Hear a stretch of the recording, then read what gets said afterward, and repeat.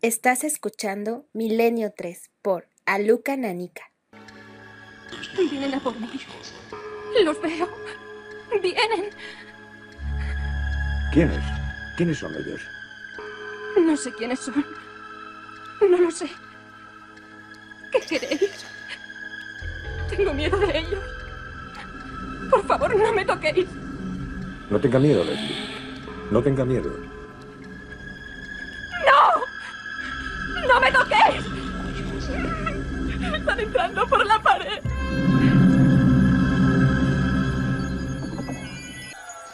Una y 32 minutos, bienvenidos amigos, Milenio 3, una edición más, una noche más, una madrugada de misterio y de un misterio clásico y moderno al mismo tiempo, porque exactamente hace 25 años, por lo menos en España, empezamos a ser conscientes de una casuística absolutamente desconcertante, extraña entre lo extraño, y que empezó a colarse en la vida cotidiana de los investigadores que teníamos interés en estos asuntos. De pronto, la habitación, la sencilla, hogareña y amable, casi siempre habitación, se convertía en espacio para el misterio. Lo que acabamos de escuchar no deja de ser la referencia a un arquetipo, a una estructura que siempre se daba, una persona angustiada que confirmaba que casi como si algo atravesase la pared, se había manifestado algo delante de ella. Había hecho acto de presencia. Hubo diferentes formas de acercarse al misterio. Hoy ese misterio parece desmadejado después de 25 años. Es como si el tiempo le hubiese sentado mal, quizá porque hay otras teorías para explicarlo, quizá porque todos nos hemos vuelto demasiado serios, pero esta noche queremos penetrar sin miedo ninguno en eso que parecía locura, ciencia ficción o realidad, y que desde luego afectó a miles de personas, también en España. Aún quedan en algunos lugares, como islas casi perdidas, grupos de ayuda, y esto es interesante, para intentar auxiliar, aliviar a muchas personas que vivieron lo que contaba ese fragmento inicial. En mitad de la noche, la presencia, en mitad del dormitorio, en mitad del sueño quizá, en mitad de la vigilia, en mitad de la realidad y lo irreal, una presencia de diferentes formas y aspectos que nos sobresaltaba. Y después, el trauma, el shock, la sensación de que esa presencia podía aparecer cualquier otra noche. 1990 fue como la campanada de salida, el toque de inicio. Yo recuerdo que comenzaba en la radio. ¿Cuánto tiempo ha pasado y qué mayor es uno? Hace 25 años uno estaba en la radio local. Y desde luego, para el compañero Lorenzo Fernández y para mí, que hacíamos ese trabajo juntos en aquel momento como jóvenes entusiastas, esto era un universo nuevo. Era, digamos, la última vuelta del cuentakilómetros, en el sentido de más raro no podía ser. Los casos extraños abandonaban el campo, abandonaban la carretera, abandonaban las planicies o la montaña, y de pronto la casa, que no deja de ser el refugio de uno, se convertía en una especie de teatro. No hablamos de los casos típicos de fantasmas, no. Estas apariciones tenían otro tipo de comportamientos que por lo menos en aquellos casos tenían que ver, sobre todo, con una actitud, sí podríamos decirlo, hostil, agresiva, incidiendo en la mente, en la psique del testigo y desde luego desestabilizando el resto de su vida. 1990 y aquel viejo programa de radio que yo nunca olvidaré, claro. Y recibimos una serie de casos que nunca pudimos explicar satisfactoriamente, es verdad. Ramiro está en su cuarto. Ramiro se ha despertado repentinamente. Ramiro es un joven estudiante madrileño como tantos otros. Es verdad que anda un tanto angustiado, que está próxima a la selectividad, que ha habido exámenes. Muchos de estos casos, hay que decirlo, se producían, si se hacía un estudio, ante momentos de estrés, de liberación de angustia, de situaciones no ordinarias. Pero el sueño había sido plácido y de repente algo parecido a un golpe, una señal. El sentirse consciente, despierto, el incorporarse en la cama y el empezar a atisbar cada uno de los elementos familiares. El flexo apagado hacía no tanto tiempo, la mesa negra donde reposaban algunos libros de ciencias físicas, los apuntes, abuela pluma, el póster del último ídolo del baloncesto, un pequeño armario donde cabían 4 o 5 chaquetas, unos pantalones vaqueros alojados en la silla, lo normal. Todo lo que podía ser el cuarto de un estudiante de 1990. Pero entonces, ¿quién era ese intruso? Precisamente entre el hueco que dejaba la zona de los pies de la cama y el inicio de esa mesa de estudio, de ese tablero, ahí aparecía algo o alguien. No tocaba los baldosines del suelo. Estaba más o menos a unos 70 centímetros de altura. Es más, daba la impresión, y esto es lo que asustó a este testigo, que nos legó su caso, que me impresionó muchísimo por la fuerza con la que nos lo contaba, aquello parecía tan alto que estaba como encorvado. Es decir, la cabeza tenía que estar como en una posición postiza, anómala, no natural, como si aquello estuviese observando desde arriba y tuviera tal envergadura que tenía que achaparrarse, encorvarse, para seguir espiando. ¿Cuánto tiempo llevaba esa figura ahí? Pasan suficientes segundos, quizá un minuto entero, y pensemos lo que es la expansión del tiempo en un estado de shock de este tipo. Aquello, por cierto, tiene una especie de vaporosidad o de luminiscencia que hace que sea perfectamente enmarcable en mitad de la oscuridad de esa habitación. Es más, lo que proyecta esa figura, que parece al mismo tiempo etérea, pero no tiene nada que ver con un fantasma, sino que está ahí, es tridimensional, tiene una especie de opacidad, eso genera cierta luz, cierto brillo apagado, que permite, con todos los interruptores echados, observar precisamente los elementos que os he comentado. La familiar mesa, el pantalón vaquero, las zapatillas en el suelo, el puñado de libros, el flexo.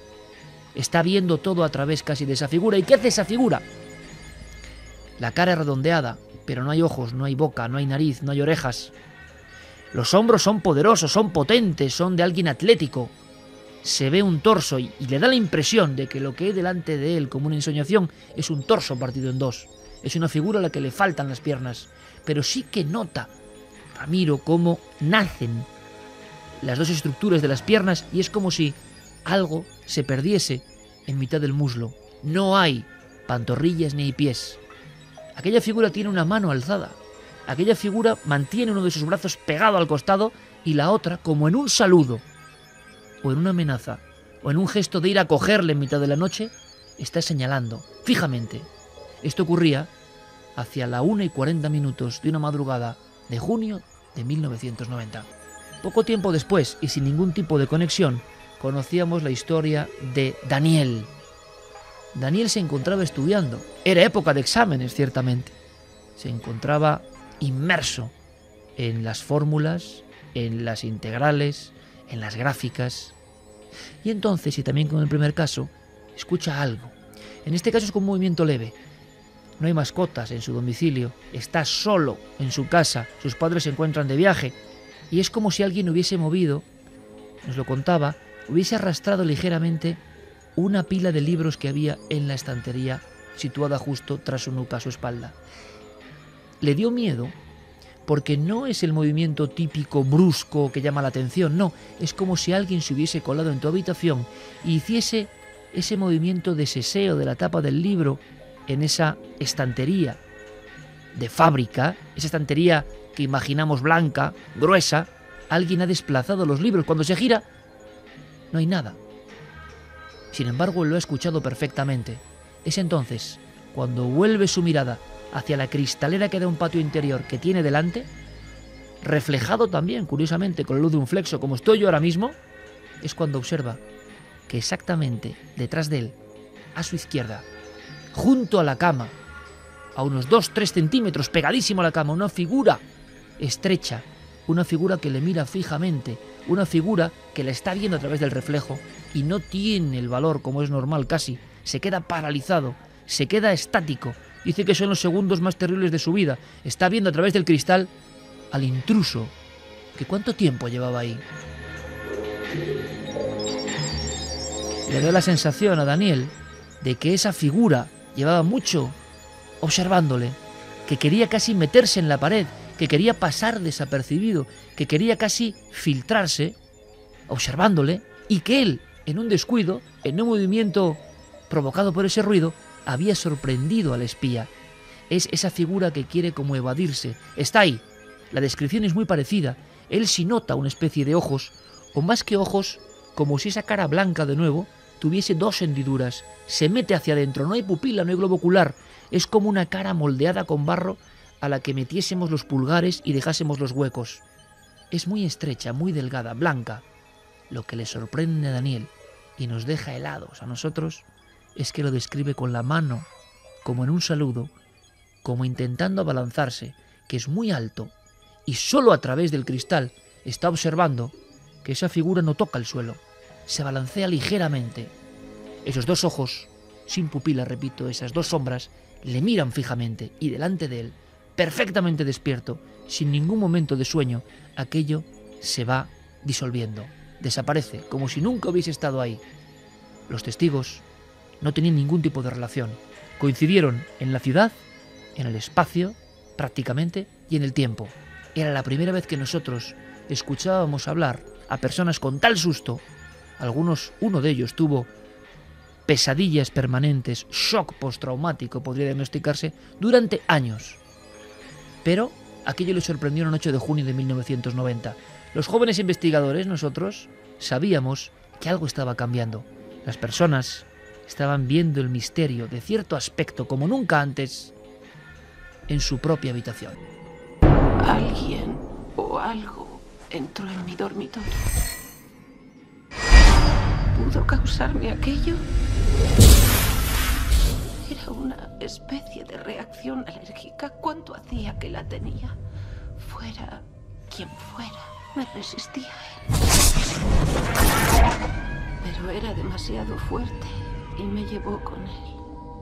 Cuando todo se volvió real, bajé la mirada y vi la madera del suelo, repleta de arañazos que llevaban a la puerta. Intenté recomponerme.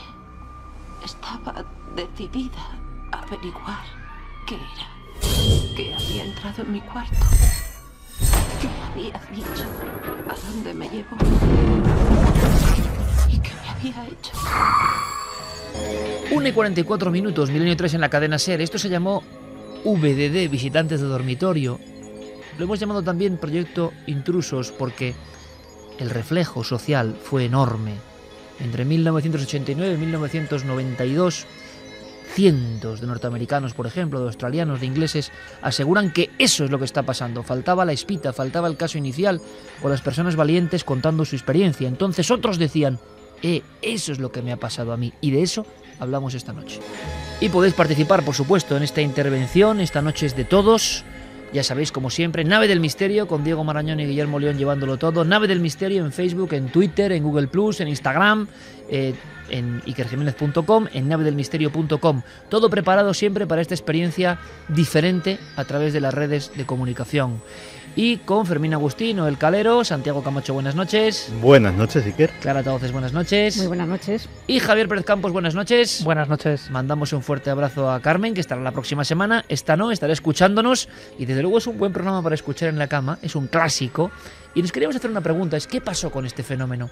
¿Irrumpió de la nada porque es propio de la mente humana?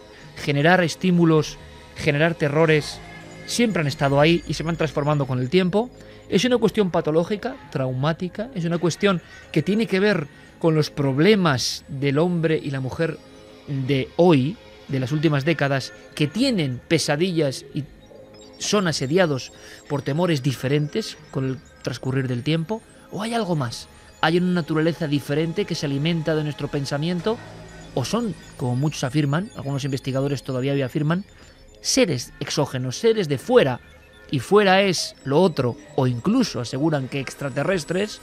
Así empezó este fenómeno, como asociado a extraterrestres, que pasan la frontera de la carretera y el campo y se cuelan, vienen a por nosotros a la propia habitación. Sea como fuere, fue un fenómeno inolvidable y un fenómeno que tiene pros y contras y queremos discurrir con todos vosotros. También, por supuesto, milenio3 con número @cadenaser.com. Diego Marañón, compañero, buenas noches. Hola Iker, buenas noches, ¿qué tal? Había una misión que me pareció curiosa de abordar y es aquellos grupos de ayuda. Pocos fenómenos, ojo, porque vamos a ver que ya algunos aspectos lindan con lo increíble, lindan con lo absurdo hasta los propios investigadores. Pocos dirán esto puede ser así, pero quizá esto revela una naturaleza mucho más profunda del ser humano. Pero pocos misterios han generado grupos de autoayuda, grupos de personas intentando sacarse un shock de encima. ¿Qué pasó con aquellos grupos, Diego? Pues todo comienza con esa película de la que hemos escuchado un corte al empezar, Intrusos, que se basó en un libro de Bud Hopkins, un autor, un investigador del fenómeno ovni, que a mediados de los 80, junto a Whitley Strieber, apareció en las librerías y digamos que los relatos sobre abducciones empezaron a popularizarse en gran escala, ¿no? Sobre todo en Estados Unidos. Comenzó a difundirse lo que hoy entendemos por el moderno episodio de abducción, de secuestro extraterrestre, tal y como lo conocemos, ¿no? Con todas sus características de luz, de sensación de flotar, en fin, todos esos elementos que hemos descubierto gracias también al cine y a la televisión. La adaptación televisiva de ese libro de Intrusos, 4 capítulos, y que el propio Hopkins asesoró, propició que se produjeran un montón de llamadas, de cartas que narraban episodios de este tipo. Era como que algo se estaba despertando, ¿no? En Estados Unidos. Curiosamente, muchos de esos episodios tenían como protagonistas a niños. Y por tanto la respuesta de Bud Hopkins ante toda esta avalancha de comunicaciones fue inmediata. Él diseñó una especie de cuestionario tipo para tratar de saber si una persona había tenido una experiencia de estas características. Creó la Fundación Intrusos, como bien comentabas. Estamos en 1989, Bud Hopkins es un autor ya conocido que ha publicado obras como Tiempo Perdido, y él lo que hace es crear esta organización que no tiene ánimo de lucro de ningún tipo y que reúne a pequeños grupos heterogéneos de características muy distintas. Hay gente de un montón de clases sociales y todas ellas son personas que aseguran haber sido víctimas de episodios de visitantes de dormitorio. El objetivo de esos grupos es intercambiar experiencias, impresiones. Es una especie de terapia de grupo que les ayuda a superar el trauma. Para que todos nos entendamos, es una especie de lo que podríamos entender como una reunión de alcohólicos anónimos, de grupos de ludopatía, gente que se junta y que mediante charlas y diálogo intenta superar ese trauma. La Fundación Iker tenía 4 objetivos. Quería proporcionar un entorno de comprensión a estas personas, quería llevar a cabo una investigación sistemática sobre las abducciones, saber qué eran y qué elementos tenían. En tercer lugar, quería trasladar este fenómeno a un programa de educación pública en un movimiento absolutamente pionero. Y por último, pretendía, y esto es muy interesante, que los profesionales de distintos ámbitos, tanto médicos como psiquiatras, como, en fin, un cuerpo de profesionales, se formaran y se especializaran en estas experiencias para atender a toda esta gente.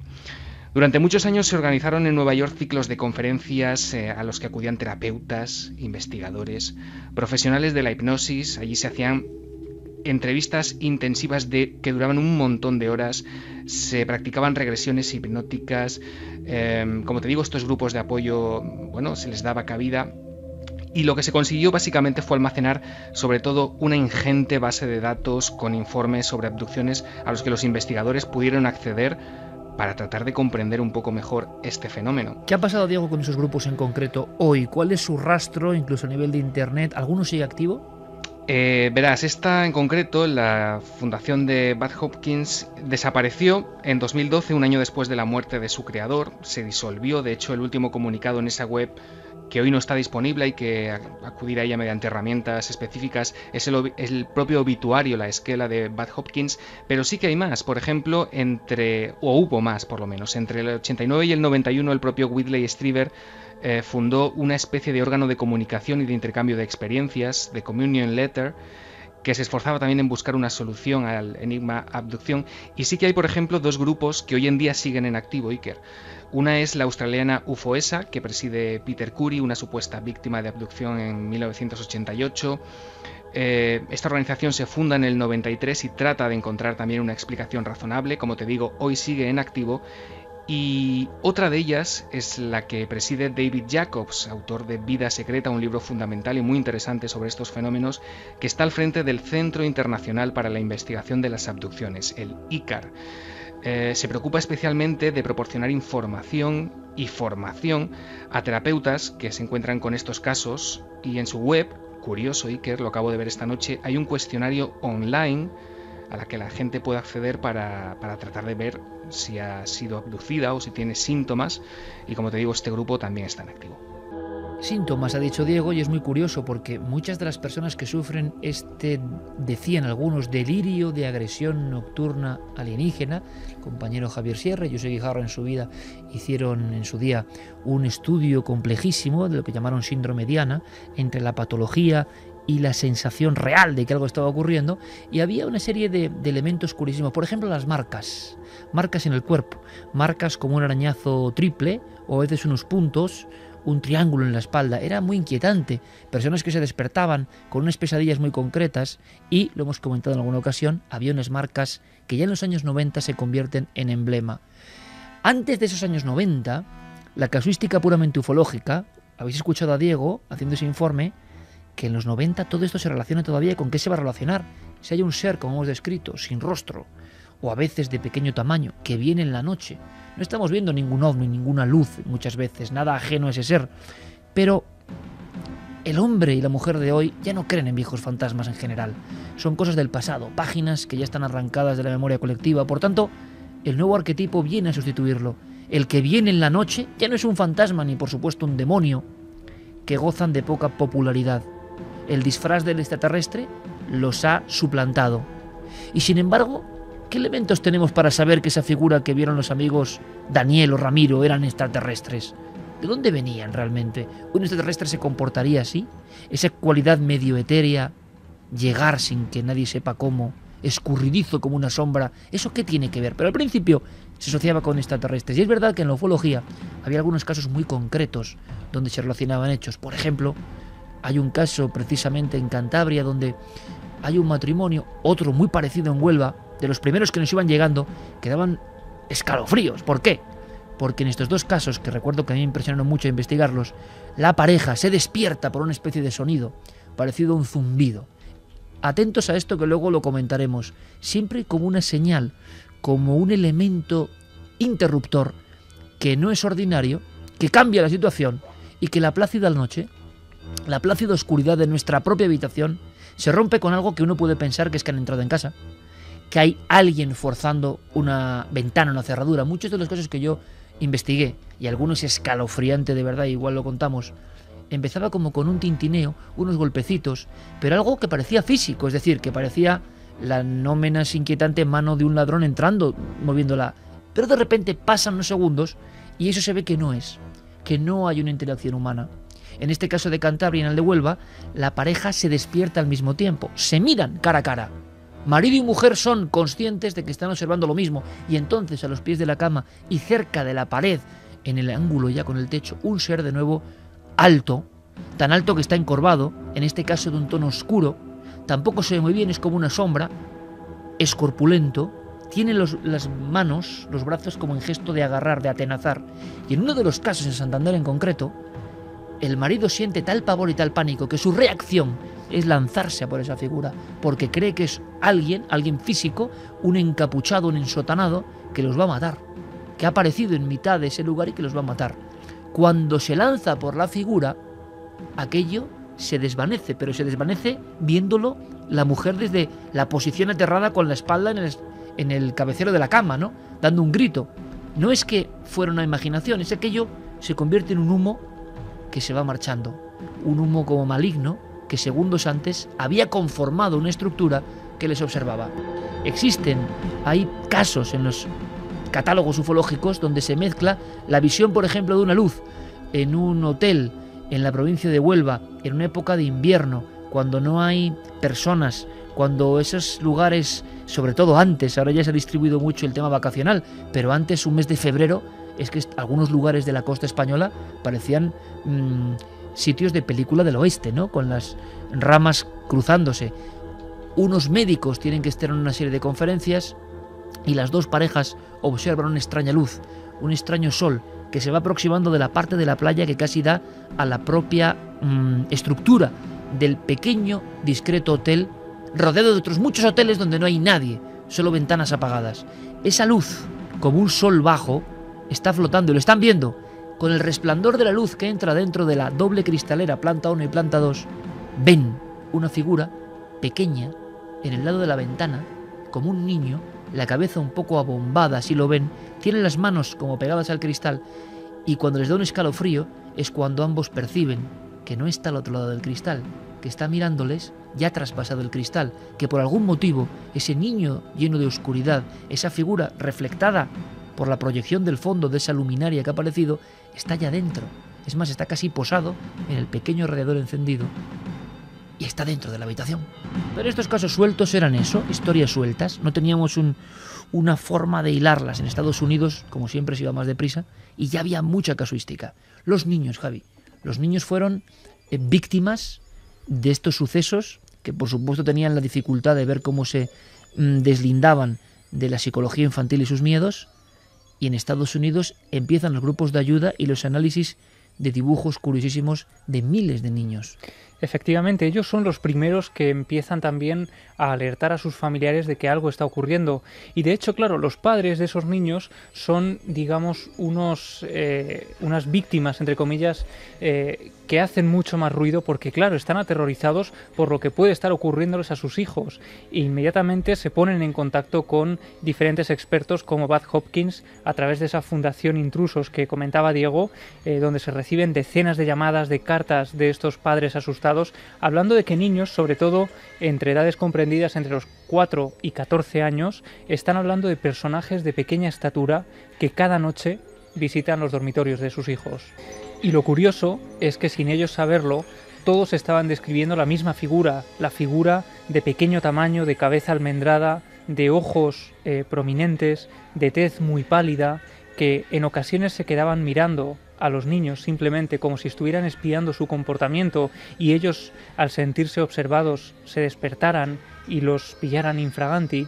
Pero había casos que los niños habían relatado a los padres cómo estas figuras de pequeño tamaño en ocasiones rodeaban la cama, los cogían a los niños a través de los brazos y rápidamente los impulsaban hacia el cielo, a veces incluso los sacaban a través de la ventana y los niños decían que los llevaban desde la cama hacia un gran ojo azul y allí en ocasiones eran sometidos a todo tipo de pruebas en ocasiones dolorosas.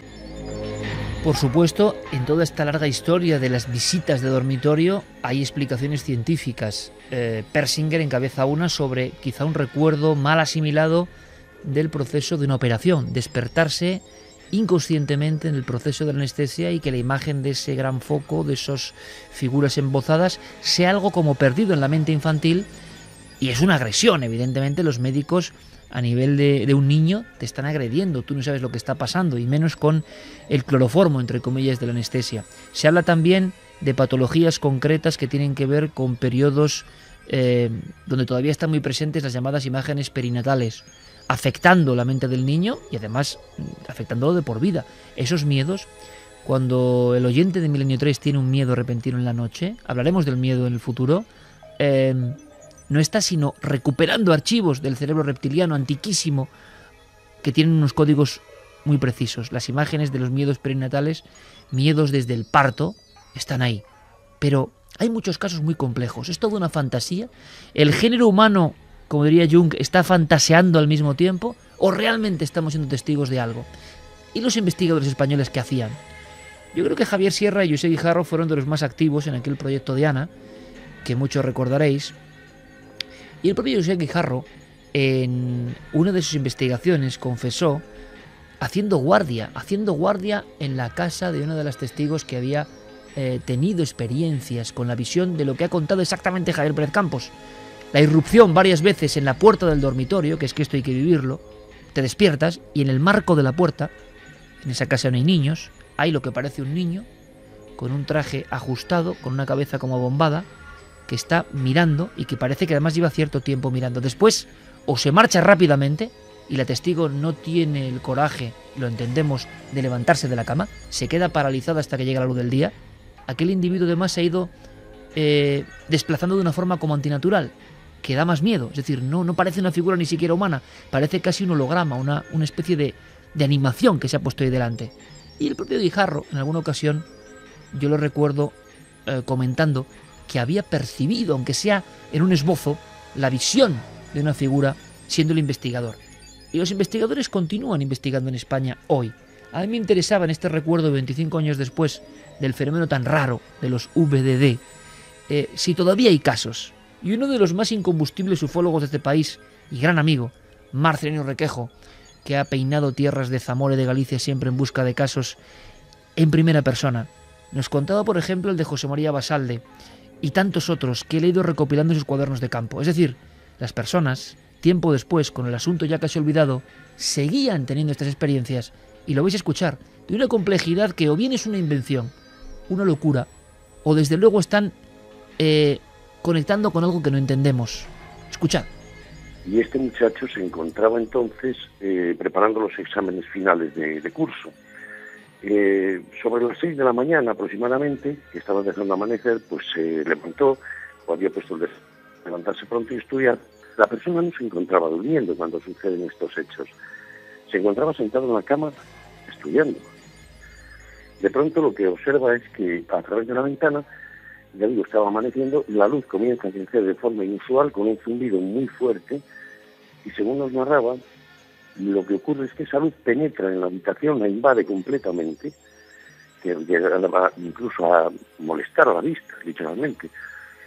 Y acto seguido, lo que él nos dice es que se ve a sí mismo tumbado en una camilla y dos seres pequeños, como con unas batas blancas y la cabeza en forma de pera invertida, con unos ojos negros enormes, que se acercan hacia él, hacia esa camilla, y comienzan a palparle con unas manos que no tenían dedos, que eran redondas. Comienzan a palparle desde la cabeza hasta los pies. Y a continuación, estos seres se retiran de un lado y de otro de la camilla y comienzan a alejarse hacia el fondo de la habitación y desaparecen, y la luz permanece todavía unos instantes hasta que comienza a encogerse hacia la ventana, y él lo que ve a continuación es que se encuentra sentado como estaba en la cama y la luz desaparece, se aleja rápidamente de la ventana hacia el monte, porque era una casa aislada, una vivienda en las cercanías de Abadín, en Lugo. Y bueno, él lo que hace es levantarse corriendo de la cama, no se encuentra impedido absolutamente para nada, se encuentra muy asombrado por lo que acaba de suceder, y lo que ve es alejarse ya esa luz, pero bastante lo lejos en los montes. Es lo único que nos puede decir sobre la luz en sí. 2 y 5, escuchéis Milenio 3 en la cadena SER. Santi Camacho, compañero, pero esto no es de ahora. Este disfraz último sí es de ahora. Pero la larga historia del hombre, del ser humano, está trufada permanentemente de estas visitas en lo más sagrado del hogar, en la plena habitación. Y se transformaba según el tiempo para ser aceptado y comprendido por cada época. Sí, porque el fenómeno efectivamente yo creo que es tan antiguo como los registros históricos. En algunas ocasiones ha dado lugar hasta a religiones. El 21 de septiembre de 1823, Joseph Smith estaba tranquilamente en su cama cuando recibió la visita de un ser. Recibió la visita de un ser que le dio un mensaje en el cual decía que era un ángel, que era el ángel Moroni. Joseph Smith fundó la Iglesia de Jesucristo de los Santos de los Últimos Días, lo que conocemos como la Iglesia Mormona, una iglesia tremendamente importante. Es decir, ha habido incluso momentos en los que estas visitas nocturnas han tenido cierta importancia, pero desde luego el momento histórico posiblemente más importante después de esos finales de los 80, principios de los 90, en los cuales parecen concentrarse casi la totalidad de los casos de los que estamos hablando y vamos a hablar esta noche. El momento histórico sea la Edad Media, con la creencia o los testimonios de los íncubos y los súcubos, personajes que curiosamente cuando vemos sus descripciones pictográficas, cuando vemos en los cuadros de las grandes pinacotecas, que el tema ha sido muy recurrente en muchas pinturas, siempre vemos una referencia a algo que es muy típico en los testimonios actuales, que es la parálisis del sueño. El íncubo, el súcubo, aparece sentado encima de su víctima, generalmente encima del pecho. La pesadilla, ¿no? Efectivamente. En una clara alegoría de que le impide absolutamente cualquier movimiento, de que esa víctima está absolutamente indefensa ante esa criatura. y ni siquiera las connotaciones sexuales de estos íncubos o súcubos. Los íncubos eran demonios, se decía que eran demonios masculinos que acudían a tener sexo con las hembras humanas para engendrar especímenes diabólicos, y al contrario, los súcubos serían su equivalente femenino y tendrían exactamente el mismo propósito, pero con los varones. Pues incluso también en tiempos actuales se encuentran ese tipo de connotaciones sexuales que los ufólogos, generalmente los ufólogos norteamericanos, algunos haciendo gala de cierta interpretación amplia o incluso fantasiosa, pues han achacado a extraños experimentos de hibridación o de estudio de la fertilidad humana. Bien es cierto que muchos de esos testimonios, no solamente de visitantes de dormitorio, sino de la clásica abducción de personas que van por un paraje solitario, tienen un encuentro y relatan, sea porque lo recuerdan o sea vía la regresión hipnótica, lo que les ha sucedido con esos visitantes, pues también relatan el especial interés de esas criaturas en todo lo relacionado con la reproducción humana. Y es que, como si fuese un estudio digno de Freud, hay una sensación de que la pulsión sexual no bien desarrollada genera la represión que ha habido a lo largo de la historia, ¿no? Genera una serie de fantasmagorías nocturnas que siempre han estado presentes y que solo los psiquiatras empiezan a ser conscientes a partir precisamente de la escuela freudiana, que quizá con exceso piensa que todos los temores nocturnos, todas las obsesiones, todo lo que le pasa al ser humano tiene que ver en el fondo con una sexualidad reprimida. Otros, como hemos dicho, como Jung, pensaban todo lo contrario, ¿no? Había un amplísimo abanico de posibilidades y de realidades ignotas que aparecen en el mundo y que no solo tiene que estar el componente sexual. Ahora, en estos casos, vamos a ver cómo desde niños a mayores existe una extraña raíz que tiene que ver primero con la sensación de que la persona que ha sido visitada en la noche ha sido analizada. Eso ya es una cuestión casi quirúrgica, ¿no? Que ha sido agredida. Tiene la sensación la persona que ha vivido esto que le falta, por ejemplo, un tiempo en la noche y que a modo de pesadilla, de mensaje onírico, se le va repitiendo. Por otro lado, vamos a ver historias que llegan a unos límites seguramente increíbles, hasta para el más fantasioso de los investigadores, pero que sin embargo no deberíamos desechar porque representan algo importante en la psique humana. Hablamos de personas que han perdido hijos, de personas que creen que han sido manipuladas por dentro. Todo eso está generando una serie de traumas importantísimos y esos casos ya no se escuchan, pero se escucharon en un tiempo muy concreto. ¿Por qué en ese tiempo? Habría que ver también qué pasaba exactamente en ese tiempo. ¿Hay casos actuales? Sería la pregunta. Ahora mismo, en el 2015, hay personas que están viendo este tipo de figuras tan agresivas en lo general, ¿no? No es una figura que solo observa como los casos que yo comentaba, sino que habitualmente invadían el terreno de la persona, le generaban un gran pánico y en ocasiones aparecían en más de una ocasión.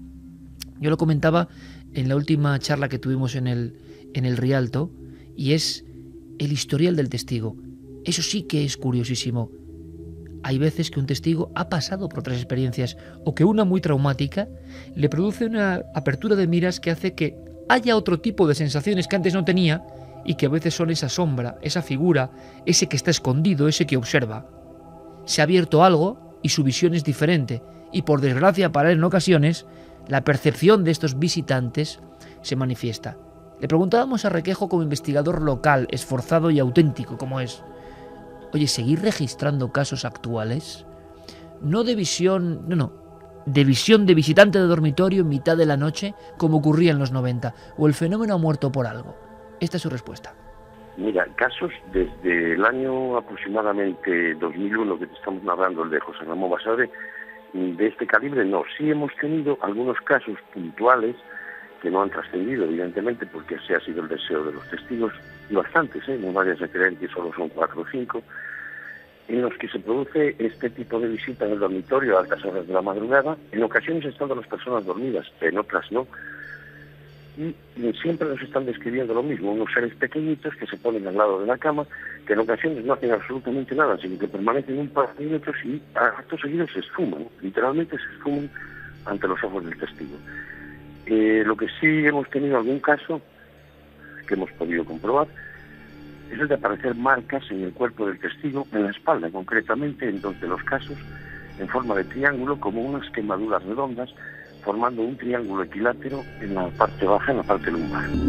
Otro de los elementos que realmente dejaban helados a los investigadores, incluso había marcas. ¿Había habido algún tipo de manipulación? ¿O era autoagresión? ¿Era estado de histeria inconsciente? Pero los arañazos a veces eran como muy regulares, que era lo curioso. Existen fotografías, existen documentos, una especie de arañazos como si hubiese habido una pelea tremenda en la noche. Clara decía que ella era, y esto es muy curioso, escéptica precisamente en este tema, en el de los visitantes de dormitorio, como si se encerrase una verdad bastante oscura e inquietante detrás, pero no extrahumana, no paranormal. Sí, bueno, y cuando digo escéptica, ojo, intentamos bien la palabra escéptica en este caso, ¿no? Es decir, yo no niego que estas personas realmente están viviendo algo, o les ocurre algo que ellos en ese momento no pueden explicar. Y te pongo un ejemplo de hace 15 días.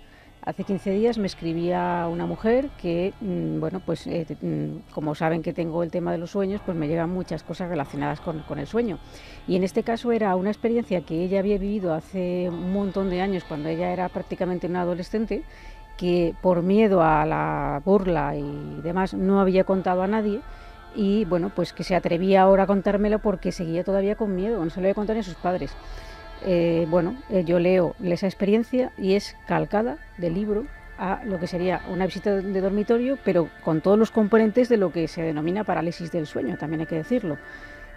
Y claro, así se lo hago saber, es decir, esa persona ha estado viviendo un montón de años guardando un secreto que realmente le inquietaba y bueno, hasta el extremo de no atreverse a contárselo a su propia familia, sin saber que a lo mejor eso que ha estado viviendo tenía una explicación perfectamente lógica. Y yo creo que en muchos de estos casos las explicaciones vienen con fenómenos relacionados con el sueño, con los momentos antes de quedarnos dormidos, ese estado de duerme vela, y en los momentos de justo despertar, cuando no estamos todavía despiertos del todo. Están las dos clásicas visiones, ¿no? Sí, reciben unos nombres así muy pomposos, ¿no? Imágenes hipnagógicas, que serían las que preceden al sueño, ese periodo, como decimos, de duerme vela, y hipnopómpicas, que sería lo mismo, pero en el momento del despertar. Y tienen características comunes que se asocian bastante con el tema de los visitantes de dormitorio. Ojo, yo no digo que todos los casos tengan esa explicación, ni mucho menos. Es decir, a mí hay algunos casos que, sobre todo cuando existen, pues mira, no te diría mejor que una marca de un triángulo equilátero como del que hablaba nuestro compañero Marcelino, que además hay otros casos también con punzadas, en forma de triángulo también, ¿no? Eso, imaginemos, por ejemplo, que eso tuviera una explicación en cuanto a, imaginemos que a lo mejor lleva algo en la ropa, alguna etiqueta, algo que precisamente tiene una forma muy, muy regular y que puede ser eso, claro, teniendo esa noche anterior esa experiencia, se puede asociar que, en fin, que ha tenido algo raro, ¿no? Pero la verdad es que es un fenómeno en el tema de la parálisis del sueño y sobre todo todas esas imágenes hipnagógicas que van asociadas unas cosas con otras, muy estudiado y bueno, muy común y muy relacionado con este tipo de experiencias terroríficas muchas veces. Para que toda nuestra audiencia lo sepa, aunque lo hemos contado en alguna ocasión, pero siempre es bueno refrescar términos para la gente joven, sobre todo que se va incorporando, ¿no? Y no digamos ya a través de la red, de los podcasts que disfrutéis en cualquier momento, ¿no? Visión hipnagógica o hipnopómpica, ¿cómo podríamos definir una visión tipo para que todos lo entendamos y digamos, eso a mí me ha pasado en alguna ocasión? Bueno, pues estas visiones normalmente las tenemos todos, ¿eh? Lo que pasa que hay grados. Hay, por ejemplo, el grado ligero, que es cuando, por ejemplo, tenemos los ojos cerrados, estamos intentando quedarnos dormidos y empezamos a ver como chiribitas, como destellos de luz e incluso alucinaciones auditivas del tipo de que nos susurra alguien, de que alguien nos llama, sonidos metálicos, zumbidos. Los mismos que hemos descrito en algunos de los casos. Exacto, por eso estoy haciendo hincapié en todo lo que se parece. Es decir, pues ¿oíste algún motor? Oí como un zumbido. Pues es que es parte de ese tipo de alucinación. estas veces no se suele prestar atención porque es algo muy común, especialmente lo de las chispazos, las luces, etcétera, ¿no? Y casi nadie le da esa importancia. Pero cuando llega a un grado mayor, esas imágenes se convierten en algo que la persona tiene la sensación de que debe estar alerta porque alguien ha invadido su espacio, ya sea en la propia habitación o en la casa. O sea, sabe que hay una presencia y esa presencia produce inquietud y malestar. Lo que pasa después, posteriormente, es que muchas de esas imágenes sinagógicas y hipnopómpicas se asocian indefectiblemente a lo que es la parálisis del sueño, y ahí es cuando ya encima no nos podemos mover, no podemos levantarnos ni ver qué es esa figura que está vagando. Algunos de los casos que habéis comentado simplemente se limitaban a mirar a la persona, o eso es lo que esa persona percibía. Que eso generaba además una angustia especial, porque tú ves a alguien que solo te está mirando, haciéndose el escondido, y eso da mucho más miedo. Claro, pero no hay, es una presencia neutra, ¿no? Es decir, se está como camuflando entre pues las cortinas que hay en la habitación, ese montón de ropa que en un momento determinado hemos dejado ahí, pues porque no hemos tenido tiempo de colocarla en el armario. Esos lugares oscuros surgen esas presencias, esas formas que realmente nos parecen de verdad auténticas, ¿no? Yo no digo que no lo sean, ¿no?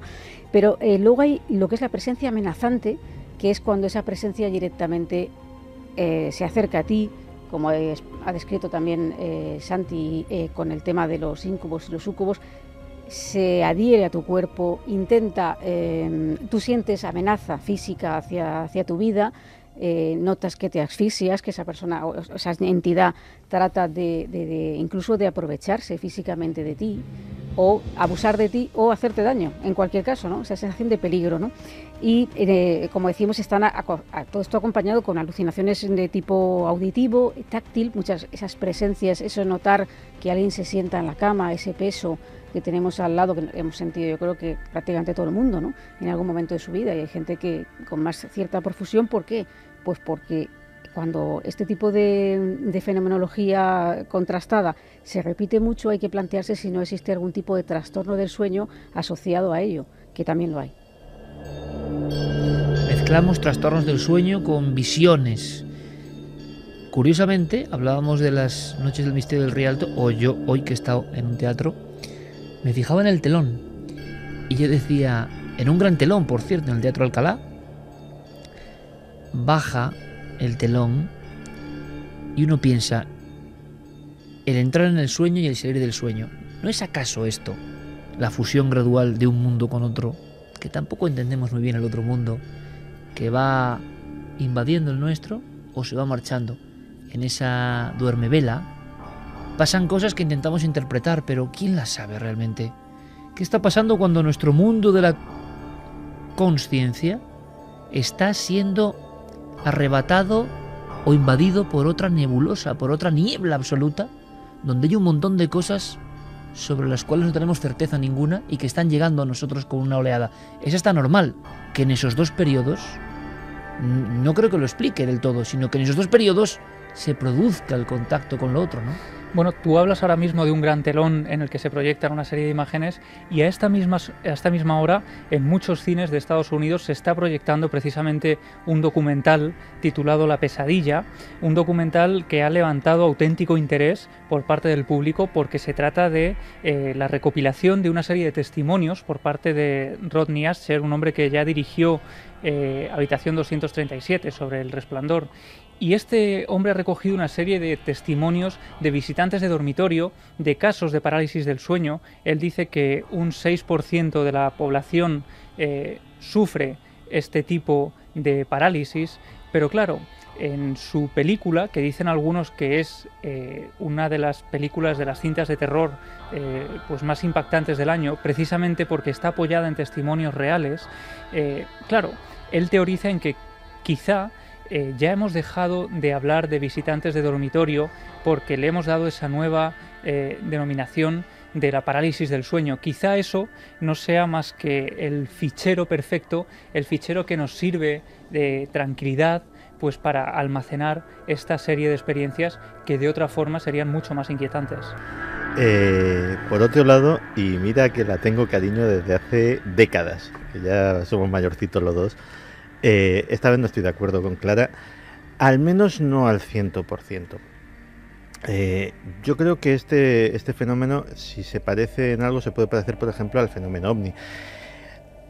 Podemos, siendo muy generosos, decir que el 99% de los sucesos catalogados como ovni se pueden interpretar como fenómenos naturales, como malas interpretaciones, como errores del testigo, etcétera, etcétera.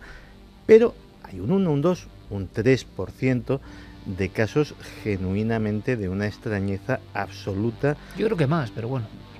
Estoy siendo es una opinión. No, y yo la comparto, pero estoy siendo muy generoso, digámoslo así, con la ortodoxia. Pero esos casos de alta extrañeza en este caso también se dan. Te quiero decir, si probablemente el tema de la interpretación extraterrestre sí que no estaría yo tan de acuerdo, porque esa se le debemos a los investigadores norteamericanos. Es verdad que son los que asocian todo esto, claro, con el alienígena, ¿no? Discutíamos Clara y yo sobre los casos americanos, concretamente, que eran como muy especiales. Al final sabemos de los casos lo que nos dicen los investigadores, o lo que nos transmiten que les han dicho los testigos, y en muy contadas ocasiones tenemos el testimonio directo de esos testigos. En Europa y en nuestro país, los casos suelen ser más esotéricos, es decir, más espirituales, más paranormales.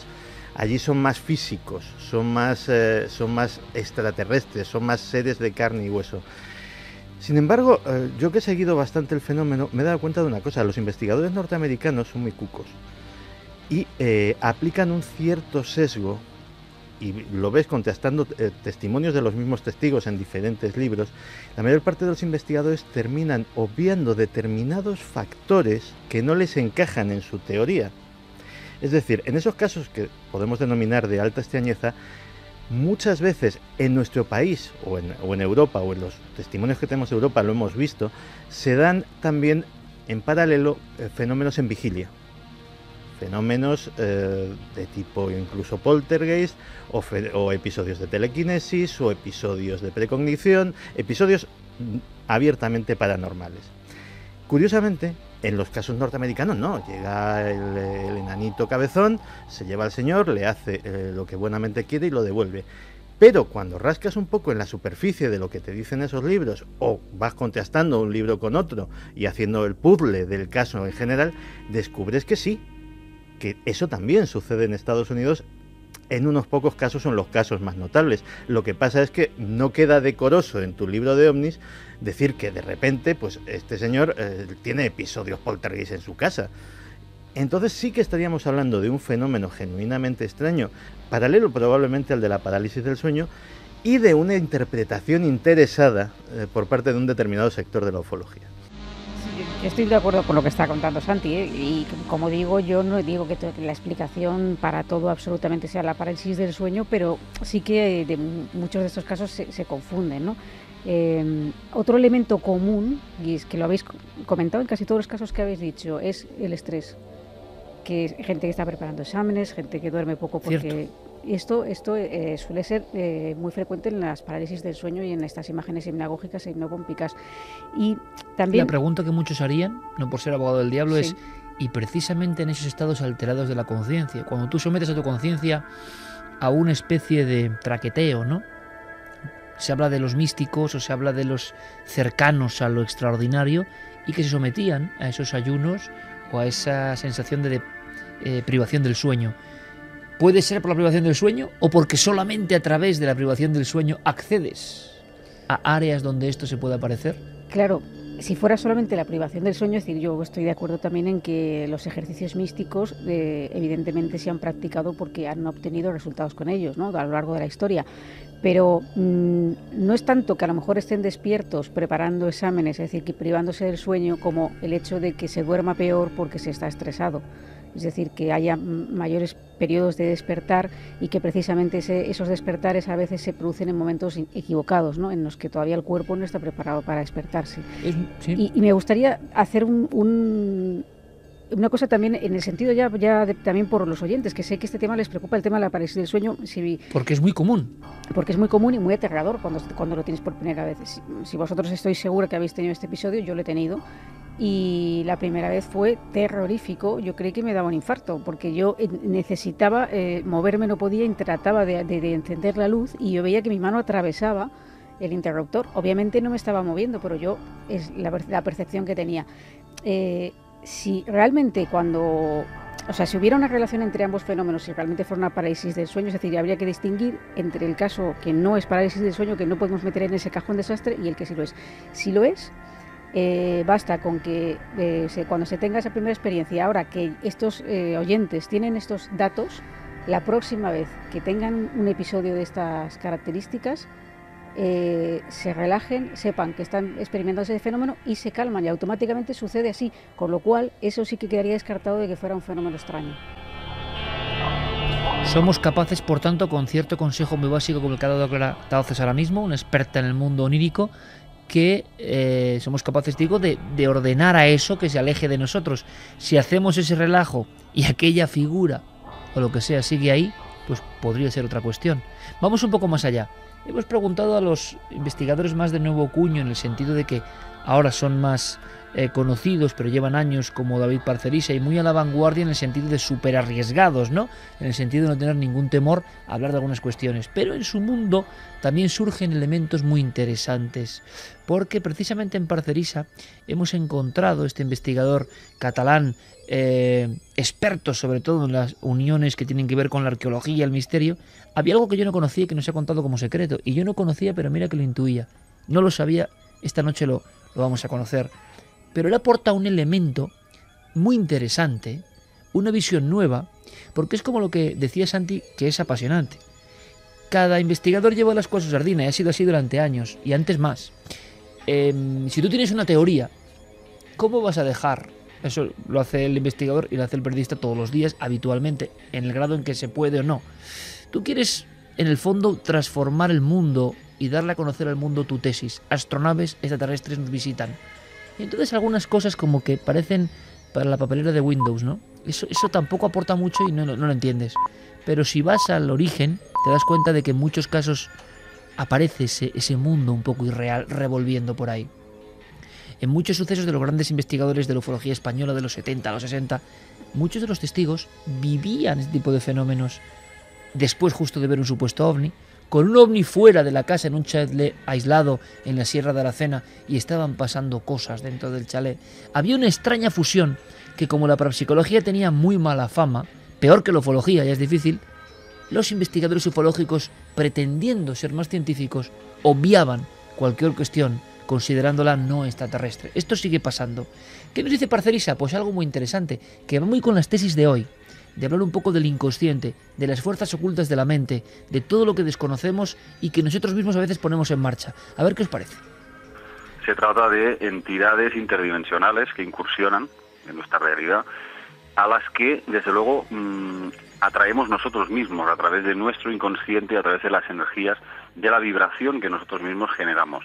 Yo no considero que sea una realidad externa que opera por sí misma, sino que los propios seres humanos, con nuestra propia energía psíquica, atraemos, les abrimos la puerta para que estas entidades vengan. Y la mayor parte de las veces el objetivo final de todo esto, tanto de las abducciones como de muchos otros fenómenos de esta índole, es siempre absorber nuestra energía vital, absorber todo este campo energético que el ser humano de por sí posee.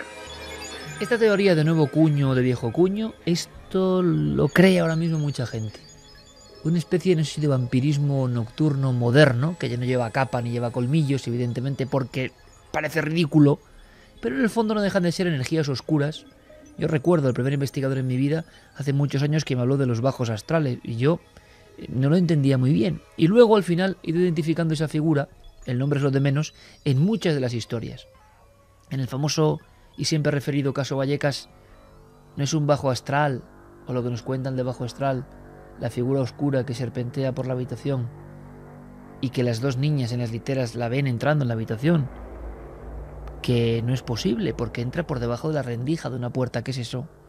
Y no tiene pelo y tiene los hombros muy estrechos y parece la típica imagen de una momia oscura serpenteando, y lo que ellas dicen es que luego las muñecas son lanzadas de un lado al otro, ¿no? Repentinamente es cuando gritan. el bajo astral, la oscuridad absoluta que se transforma para invadirnos, ¿no? Para agredirnos, para quitarnos algo que nosotros tenemos. Esto parece muy antiguo, pero se transforma ahora mismo en teorías nuevas. Hay algo que yo no conocía y quizá tenga que ver con estas visiones, lo dejo ahí como pura anécdota personal, de un investigador tan implicado en temas que hasta la mayoría de investigadores tendrían rubor en el sentido de que son muy arriesgados, ¿no? Pero tienen su éxito hoy en día y son muy creídos. Pero había algo, como digo, que yo no conocía de David Parcerisa y nos lo ha contado. Este es un tema que hasta yo mismo puedo pues comentar alguna experiencia, alguna anécdota, porque yo he sido pues máximo afectado, ¿no? Ya desde mi infancia he vivido este tipo de visitas, de experiencias, ¿no? Entonces pues es una situación muy difícil, para el que no la ha vivido pues no puede ni siquiera atisbar de qué se trata. Es una parálisis completa, es una catalepsia en la que sientes perfectamente que hay una presencia a tu alrededor, y esa presencia pues lógicamente a veces puede ser un poco más armónica, otras veces notas que es algo pues perfectamente hostil, amenazante, atenazante, y es una sensación de angustia que no es fácil liberarse del pánico, ¿no? Aquí lo interesante es que hubiese algún tipo de, vamos a decir, comisión de investigación o centro o entidad privada que se ocupara precisamente de todas estas personas, que cada día hay más. Yo recibo cientos de cartas pues contándome experiencias de este tipo. Es muy traumatizante para estas personas el no ser escuchadas. No pueden contar a nadie, no encuentran herramientas conceptuales, primeramente para entender qué es lo que les ha pasado, y luego pues también que alguien les ofrezca una solución. ¿Recuerdas la marca que tengo en la oreja? Sí. Estoy seguro de que me inyectaron algo. ¿Que te inyectaron algo? Aquella noche, después de Navidad, aquella noche que yo les vi. ¿Que tú viste a quién? Alguien vino por mí esa noche. ¿Quién vino por ti? Alguien entró en la casa y... Espera un momento, ¿qué has dicho? Dije que alguien entró en la casa, me raptó y me inyectaron algo detrás de la oreja. Esto es ridículo. Eran pequeños y de piel azulada, y había otros de caras largas y delgadas con grandes ojos azules, y esto es lo más extraño, no parecían humanos. Agradecemos, por supuesto, la honestidad del amigo David Parcerisa, porque ocurre algo que es común. Cuando alguien toma el riesgo, por bandera, equivocado o no, con sus teorías personales, pero lo difunde, y hoy en día hay unas posibilidades de difusión a través de internet, de YouTube, de los canales, de los blogs. Es decir, a mí me parece maravilloso, por cierto, que alguien tenga una idea compartida no pueda transmitirlo. ¿Qué es lo que ocurre, Santi, Clara, Javi, de inmediato? Que un sinfín de personas necesitaban a alguien diciendo estas cosas y les confiesan una serie de fenómenos que están viviendo.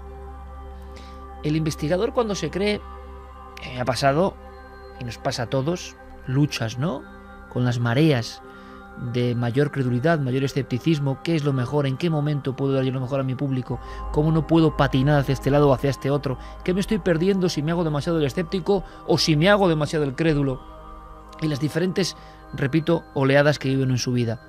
Pero yo me he dado cuenta de que hay muchas personas que están muy traumatizadas simplemente por no ser escuchadas, y que como su testimonio cuando lo cuentan a veces es tan inconexo y tan increíble, tú no les puedes dar respuesta y a veces ni los crees. Pero lo que nadie puede dudar es que esta misma noche, cualquier otra noche, hay un montón de personas que ahora a veces piensan que tienen a quien acudir, que están esperando a que alguien en el árbol les antorcha para contarles su caso. Sea parálisis del sueño, como decía Parcerisa, parálisis del sueño o no, él ha vivido esa sensación de hieratismo total, y alguien que te ronda. ¿Tendrá explicación o no? Pero eso le ha hecho con fuerza decir, bueno, yo aquí soy, entre comillas, ¿no?, un John Mack o un Bud Hopkins español, de decir, que recopilo estas informaciones, y te llegan cientos. Mera locura. ¿Y qué es la locura también, no? Mera patología, o hay algo más. En el tema de los niños, por ejemplo, Javi, hubo una serie de análisis muy interesantes. Hablamos de niños Bueno, pues porque se sobreentiende una especie de pureza de no contaminación relativa. Y aquellos análisis fueron impresionantes, ¿no? Por sus denominadores comunes y por lo que expresaban, la fuerza con que expresaban algunas visiones. Sí, bueno, respecto a esto que comentabas antes, yo siempre me había preguntado si es el investigador que propone una teoría nueva el que genera que surjan este tipo de testimonios, es decir, la gente de pronto empieza a quedar sugestionada quizá y a vivir este tipo de experiencias y las cuenta, o si realmente no sabían muy bien cómo contarlas porque no habían vivido nada parecido y se han animado a hacerlo. Y lo cierto es que tanto en Milenio 3 y Cuarto Milenio hemos contado historias muy poco catalogadas, como las de, por ejemplo, llamadas del más allá, llamadas telefónicas. Y cuando lo has contado, resulta que un montón de gente claro, le había el vigilabebé. Claro, y al lado la figura oscura junto a la cuna. Efectivamente. Y resulta que eso no lo sabíamos. ¿Y qué pasó? Y recibimos además no sé, decenas de comunicaciones de casos así, y además lo que se veía es que había una angustia real, había una sensación de miedo auténtico y de esa sensación también de incomprensión, que nunca se habían atrevido a dar el salto hasta escucharnos hablar de este tipo de experiencias. Ahora hablaremos de aquellos casos que fueron casi al límite y que se quedaron como incógnitas, que muchos de los investigadores no creímos y que quizá, repito, revelen una oscuridad, una raíz de la mente humana que es igualmente interesante sean extraterrestres o no. Esto genera una especie de espejo sobre los traumas de la condición humana en el siglo XX y XXI, ¿no? Están ahí. Pero hablábamos de los niños y sus dibujos, que me interesa. Ha habido investigaciones incluso por parte de la universidad. Susan Blackmore, del Departamento de Psicología de la Universidad de Bristol, pretendía responder a la pregunta de si la cultura popular puede modificar la mente, la visión de estos niños a los pies de la cama. Y para ello lo que hizo fue acudir a 2 colegios de Bristol y estudiar a 126 niños de entre 8 y 13 años y a 224 adultos de 18 años. Ella lo que hace en un principio durante la primera media hora es hablar con los niños con tranquilidad para que se acostumbren a ella, para que se tranquilicen y cojan confianza, y después hace un experimento de con los ojos cerrados les cuenta una historia de un padre contando una historia a los pies de la cama, les habla de un extraterrestre y los niños después tienen que dibujar cómo han imaginado ese extraterrestre. Su sorpresa es que el 12% de los niños dibuja a la gran figura icónica del gris, ¿no? Esa figura de gran cabeza, ojos almendrados. Pero lo que llama la atención a esta mujer es que ese 12% no era precisamente el grupo de niños que más televisión veía ni que más televisión consumía. Pero después fue un paso más allá y preguntó si ellos mismos habían tenido experiencias de visión a los pies de la cama. Y su sorpresa es enorme una vez más cuando recibe la respuesta de un alto porcentaje de estos niños diciendo que ellos han visto cosas. Y entonces hace un catálogo intentando explicar cuál puede ser el origen de esas figuras que aparecen a los pies de la cama. Primero dice fantasmas. Pregunta a los niños si ellos creen que puede tratarse de un fantasma. El 33% de los niños dice que cree que pudo ser un fantasma. El 28% de los niños dijo que estas visitas procedían de un origen extraterrestre. Después, un 56% de los niños dijo simplemente que eran presencias, que ellos no sabían muy bien cómo catalogar. Y también un 28% de estos niños dijo que esas visitas a los pies de la cama habían estado precedidas por la visión de luces que rondaban el dormitorio. Hace poco recibíamos, me estaba acordando ahora de que precisamente en esa última noche del misterio, una persona, hay siempre el turno de preguntas, es muy interesante, ¿no? Porque también estás analizando ahí cosas que inquietan. Y sabes que hay personas que llevaban mucho tiempo con el caso guardado, y sabéis que casos de tipo en España, bien documentados, tampoco hay tantos. Casos de supuesta, vamos a llamarlo abducción, no sé cómo denominarlo ya, esto no es tan habitual. Y una señora se levantó con honestidad y normalidad total, dice, esto lo llevo en secreto, ¿no? En mi familia, lo vivió con su hermana. Y era un caso idéntico al famoso caso que hemos contado con el de Próspera Muñoz. En una aldea, cuando son niñas, hace mucho tiempo, unos 40 años, observan la llegada de una especie de luminaria, un tanto ovalada, que se posa en mitad de la noche cerca de la vivienda. La están observando, está la hermana dormida, ella se despierta y entonces ve, cosa que tiene que ser Y es otra España, y es otra época. Unas figuras como niños, pero ella sabe de inmediato que no son niños. Ella tiene como 6 años, y que van avanzando desde esa luz, van cogiendo el camino y van hacia la ventana. Esa visión, esa procesión, ese caminar le inquieta, no sabe qué está pasando. Hay un momento en que nota que es un momento traumático, que pasa en muchos de estos casos. Lo que contaba antes del caso de Santander. No está dentro, está fuera y está dentro. Estaba fuera y de repente el límite lógico para nosotros, que es una pared, un tabique, ya no está. Esa figura ha seguido. Por tanto, podemos quizá hablar de un sueño, ojo, o de una visión onírica. Pero desde luego se está desarrollando. Está alrededor de la cama esa figura acompañada de otra. La están observando. Es la España de los 60. Y la transportan a algún lugar, la llevan a algún lugar. Cuando vuelve en sí, la hermana sigue durmiendo y ella está desnuda en la cama. Desnuda. Tiene la sensación de que la han manipulado, de que la han tocado. ¿Aquí qué hay? Un psiquiatra, hoy en día, absolutamente escéptico, ejemplos como el de Gaona y muy pocos, diagnosticaría todo esto seguramente como un suceso de abuso transformado por la niña en una especie de aventura onírica extraña como autodefensa. Cuando alguien hace la aberración, la terrible aberración demoníaca, ¿no?, de abusar de un niño, muchas veces el estrés postraumático genera una historia ficticia para intentar sobrevivir a esa terrible, vejación.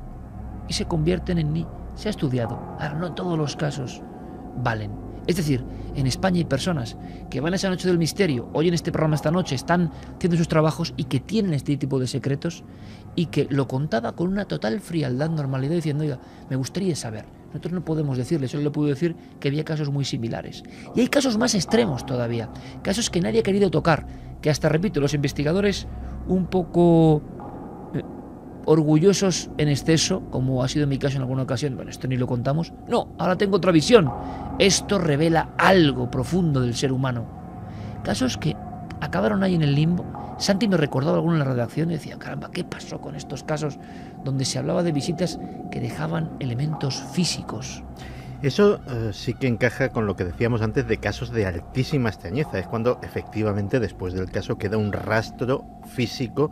Como esos arañazos se contaban en la película Cuarta Fase, ¿no? Mila Jovovich hacía de profesora que veía que había unos arañazos, ¿no? Algo entraba como una bestia por la habitación y en el parqué había las marcas de una garra. Y algunos, fíjate que cumplen esa característica de que son tan extraños, tan grotescos, que casi tienen que ser verdad. Porque una persona, como el caso de Peter Cowrie, que nos comentaba Diego que efectivamente luego terminó fundando una asociación de ayuda para otros abducidos. Ha pasado varias veces, ¿no? El testigo que acaba siendo un poco médico buscando una solución para otros. Pues este hombre, fíjate qué vida más extraña llevaba, vive todavía en Sydney, Australia. Es un próspero empresario que tiene una empresa de cementos, nada relacionado con el espacio ni con el esoterismo, que vivía completamente ajeno a todas estas cosas y que el 23 de julio de 1992, estamos en la franja crítica, estaba de baja porque había tenido un accidente laboral en su propia fábrica, pues con unos sacos de cemento, etcétera, etcétera. Tenía una lesión, pero se había levantado temprano para llevar a su mujer al trabajo. Muy temprano, de hecho regresó a casa a eso de las 7 de la mañana. Cuando regresa a las 7 de la mañana siente un tremendo sopor, también la lesión le está fastidiando, y dice, bueno, pues vamos a tumbarnos un rato, vamos a descansar y ya a mediodía pues nos terminamos de plantear el día. Tiene un sueño extraño, agitado, lleno de pesadillas, y cuando se despierta, según cuenta él, súbitamente descubre un cuadro inenarrable. Sobre él, acoplada sexualmente, hay una mujer rubia, de piel muy clara, de ojos azules, azules del doble o triple de tamaño, perfectamente humanos, pero del doble o triple de tamaño que corresponderían a un humano normal. Y cuando digo rubia, es rubia platino, o sea, un rubio blanco completamente. Y él sobre todo está inmóvil, no tiene más remedio que dejarse hacer, porque ese súcubo moderno está literalmente violándole. Aquel acoplamiento dura un rato. Hay un momento en el que consigue recuperarse y forcejear, y después de ese forcejeo ya no recuerda nada, hasta que se despierta, normalmente pensando, como es lógico, que esto ha sido una pesadilla, un sueño extrañísimo, una variante del sueño erótico especialmente retorcida, hasta que descubre unos cabellos en su propio cuerpo, unos cabellos largos, unos cabellos blancos que encajan perfectamente con aquella experiencia. Y sí decide que aquello es importante, los guarda en un sobre, y decide comentárselo semanas después a un famoso ufólogo australiano que lo acababa de escuchar en la radio, como nos ha podido escuchar a nosotros. Oiga, pues si lo que cuenta usted, mire lo que me ha pasado a mí, y tengo un sobre. Ese sobre es llevado a analizar, porque para bendita suerte resulta que los cabellos tienen raíz. Se pueden hacer análisis de ADN. Y de los análisis se concluyen unas cosas muy extrañas. Primero, que son cabellos humanos. No hay nada que indique que no sean cabellos humanos. Pero son cabellos humanos muy, muy, muy peculiares. Son cabellos humanos perfectamente decolorados. No hay ni la menor traza de pigmento, de melanina, de nada en esos cabellos. Serían de un albino perfecto, de una albina perfecta, porque se determina que son efectivamente de mujer. Y cuando se extrae ese ADN, se descubre que la mezcla genética de esta persona, vamos a llamarla persona porque evidentemente deja ese rastro físico, es como poco improbable. Estamos hablando de una albina cuyos ancestros proceden, por un lado, de una remota región de Mongolia, de una etnia muy particular con un genotipo muy determinado, y por otro lado, vascogaélicos. Y ahí se queda la cosa.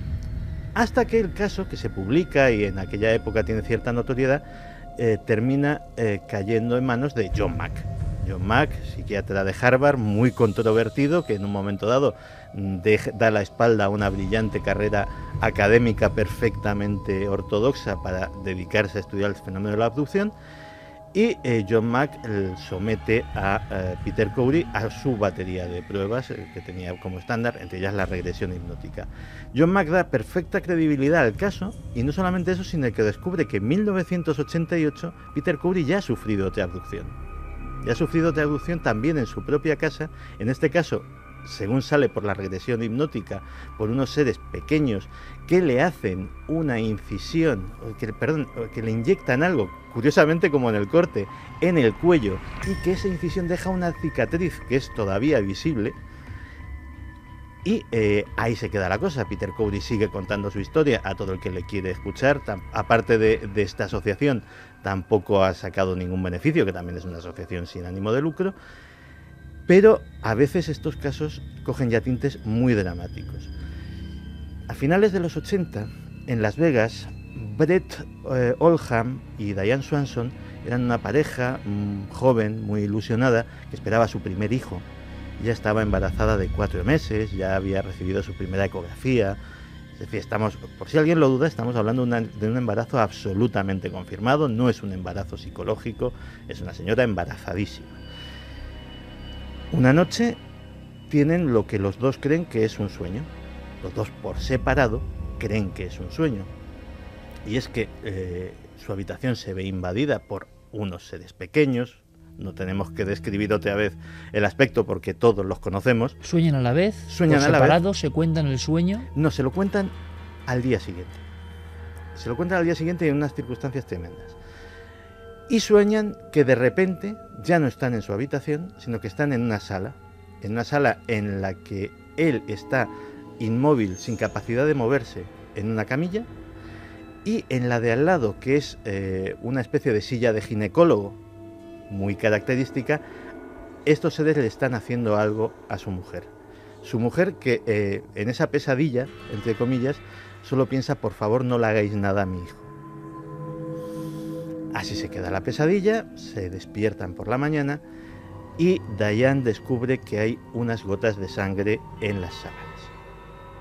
Muy alarmada, pensando sobre todo en la pesadilla, no tanto como que evidentemente algún ser le haya arrebatado a su hijo, sino que semejante pesadilla fuera algo que indicase que su embarazo iba mal, que estaba sucediendo algo raro, que podía haber tenido un aborto espontáneo de algún tipo, salen corriendo para la clínica. Y es en ese momento cuando se cuentan. Pues fíjate, es que soñé anoche. Él se queda de piedra y dice, es que yo soñé exactamente lo mismo. Hasta ahí queda la cosa de decir, bueno, una cierta telepatía del sueño, puede ser. El problema es cuando llegan a la clínica y queda certificado por su ginecólogo, se le hace una exploración de que allí no hay feto de ningún tipo. Es más, se le hace una exploración muy exhaustiva para ver qué ha sucedido. No hay ningún tipo de tejido en el útero de esa mujer, ni rastros de sangre, ni rastros de una interrupción voluntaria del embarazo, es decir, de un aborto clandestino o como fuera en otro tipo de clínica. Diane Swanson está completa y exactamente como si nunca hubiera estado embarazada.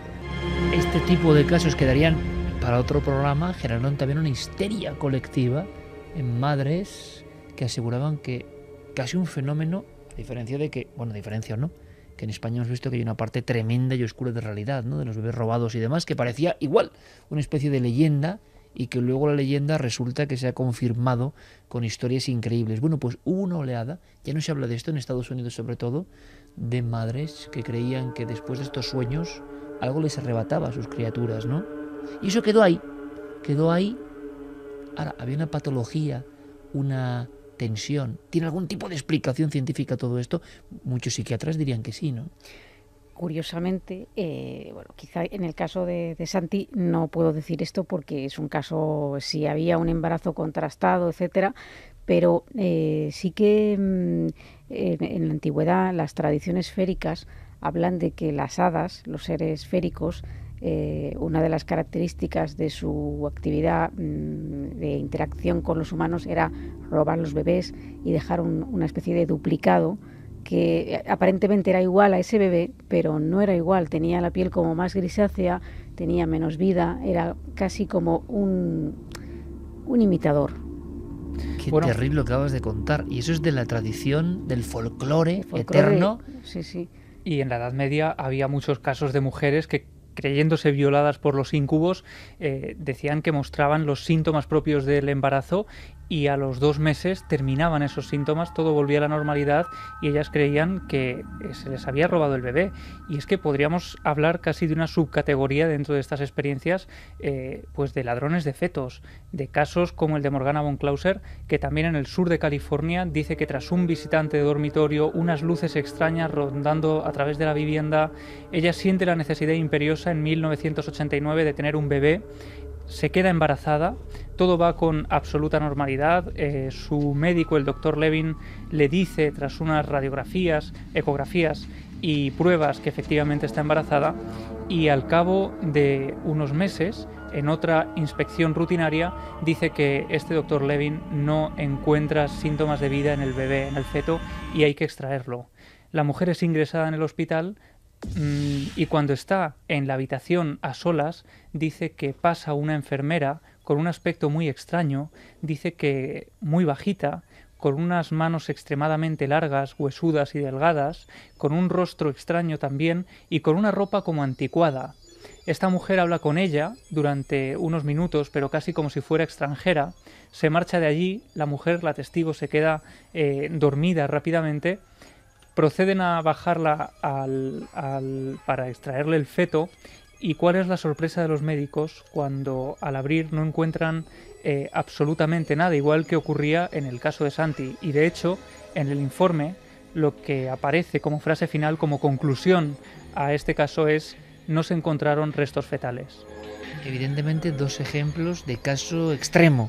Se habló mucho de estos casos. También existen, yo no sé si las modas, casos que tienen un tiempo de vigencia y que luego desaparecen de los medios, incluso de la ansia de los investigadores. Pero está claro que muchas de estas personas, si hay algo diáfano, es que su vida nunca volvió a ser la misma por lo traumático de la experiencia. Nos encontramos aquí ante el miedo a perder el bebé, ante cuestiones que tienen que ver con la comunicación biológica de la madre y su mente, que está evidentemente en el proceso del embarazo, imagino que emitiendo o recibiendo a un nivel diferente, no convencional. Nunca lo sabremos. Todos los casos tienen explicación patológica.